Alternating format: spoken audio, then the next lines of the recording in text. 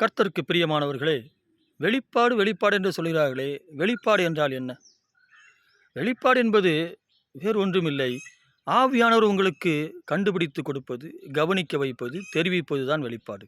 அது ஏற்கனவே இருக்கிற ஒன்றை ஆவியானவர் உங்களை கவனிக்க வைக்கிறார், கண்டுபிடிக்க வைக்கிறார், தெரிவிக்கிறார். இதுதான் வெளிப்பாடு. நீங்கள் ஒரு தொழில் செய்கிறீர்கள் என்றால் கர்த்தர் நீங்கள் ஏற்கனவே இருக்கிற ஒன்றை அதை கண்டுபிடித்து அதை தெரிவித்து அதை இப்படி செய்திருக்கலாம் அல்லவா, இதை ஏன் இவர்களால் கவனிக்காமல் விட்டாய் அப்படி என்று சொல்கிறார் அல்லவா. இதுதான் வெளிப்பாடு. உங்கள் படிப்பை குறித்தும் ஒரு காரணங்களை காட்டி இதனால் தான் நீ படிப்பதற்கு பிரச்சனையாக இருக்கிறது என்று சொல்கிறார். அப்படினால் ஏற்கனவே இருக்கிற ஒன்றை நீங்கள் விட்டுவிட வேண்டியதாக இருக்கும். இல்லை என்றால் ஏற்கனவே இருக்கிற ஒன்றை நீங்கள் மீண்டும் செய்கிறதா இருக்கும். உங்கள் படிப்பில், வேலையில், தொழிலில், எல்லாவற்றிலும் ஆவியானவர் உங்களுக்கு வெளிப்பாட்டை கொடுக்கிறார். இப்போ வெளிப்பாடு என்றால் என்னவென்று தெரிந்து விட்டது அல்லவா. அப்படியானால் உங்களுக்கு எப்படி வெளிப்பாடு வரும்? நான் தான் பாவியாக இருக்கிறேனே, நான் தான் கீழ்ப்படியாதவனாக இருக்கிறேன், நான் தான் ஒழுங்கின்மையானவனாக இருக்கிறேனே, எனக்கு எப்படி வெளிப்பாடு வரும் என்று நீங்கள் நினைக்கிறீர்களா? ஆதியாகமம் 1ஆம் அதிகாரத்திலே சொல்லப்பட்டிருக்கிறது, பூமியானது ஒழுங்கின்மையும் வெறுமையுமாய் இருந்தது என்று. அந்த ஒழுங்கின்மையான பூமியின் மேல் தேவ ஆவியானவர் அசைவாடி கொண்டிருந்தார்.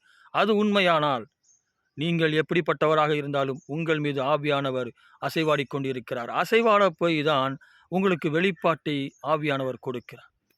எதற்காக வெளிப்பாட்டை கொடுக்கிறார்? ஒழுங்கின்மையான உங்கள் வாழ்க்கை ஒழுங்காகும்படி, ஒழுங்கின்மையாக இருக்கிற பூமியானது ஒழுங்காகும்படி அவர் வார்த்தைகளை பேசினார். என்னது தன் வாழ்க்கையில் நடக்க வேண்டுமோ, பூமி எவ்விதமாக இருக்க வேண்டுமோ அந்த வார்த்தைகளை பேசினார். அவ்விதமாக அவைகள் மாறியது. அப்படியே உங்கள் வாழ்க்கையில் எவைகளெல்லாம் நடக்க வேண்டும் என்று நினைக்கிறீர்களோ அவ்விதமான வார்த்தைகளை பேசுங்கள். உங்கள் வாழ்க்கையிலும் அவ்விதமான காரியங்கள் நடக்கும். ஒழுங்கின்மையான இருக்கிற உங்கள் மீது ஆவியானவர் அசைவாடி கொண்டிருக்கிறார். அதனால் அவர் உங்களுக்கு வெளிப்பாட்டை கொடுத்து கொண்டிருக்கிறார். நீங்கள் அந்த வெளிப்பாட்டின்படி நடப்பதற்கு, கீழ்ப்படிவதற்கு, அதன்படி செய்வதற்கு மாத்திரம் நீங்கள் அந்த புத்தியுள்ளவர்களாக இருங்கள்.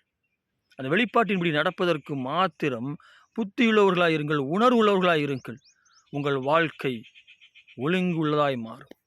ஆவியானவர் உங்கள் மீது அதற்கு தான் அசைவாடி கொண்டிருக்கிறார். உங்களோ மேல் நிச்சயமாக ஆவியானவர் இருக்கிறார்.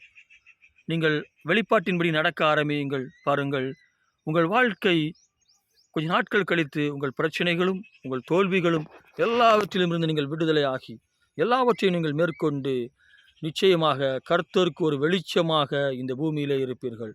உங்களை சுற்றி இருக்கிறது நீங்கள் வெளிச்சமாக பிரகாசிப்பீர்கள். பாருங்கள், தேவன் உங்கள் மீது இருக்கிறார், ஆவியானவர் உங்கள் மீது இருக்கிறார். அவர் சொல்லுகிற வெளிப்பாட்டின்படி உங்கள் வாழ்க்கையை நடத்துங்கள். ஆமேன்.